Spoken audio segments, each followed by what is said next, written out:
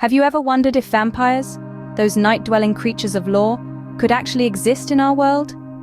They've haunted our nightmares, our literature, and our screens for centuries.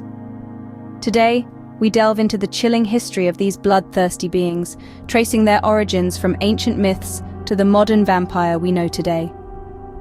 Our journey begins in the cradle of civilization, Mesopotamia, where the earliest vampire-like creatures, the Ekimu, were born from tales of the restless dead.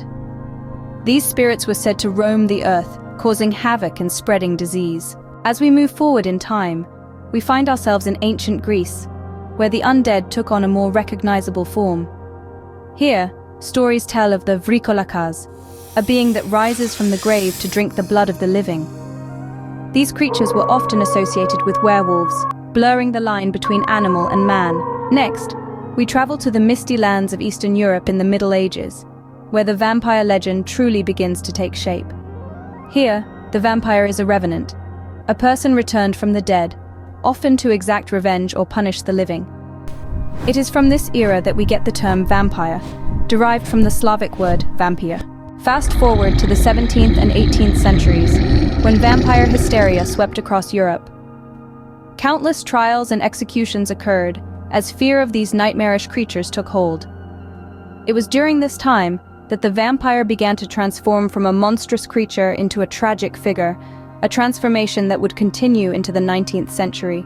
Enter the Victorian era, a time when the vampire became a staple of Gothic literature. It is here that we meet the most famous vampire of all, Count Dracula.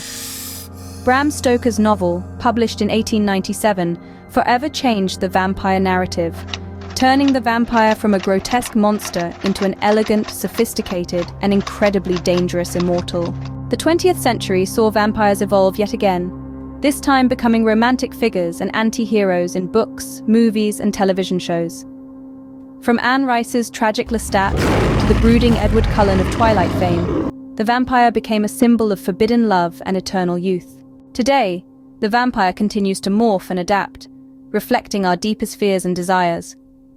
They have become a permanent part of our cultural landscape, a testament to our fascination with the macabre and the unknown.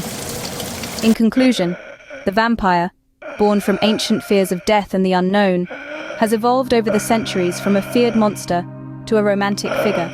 Its history is a mirror of our own, reflecting societal changes and anxieties.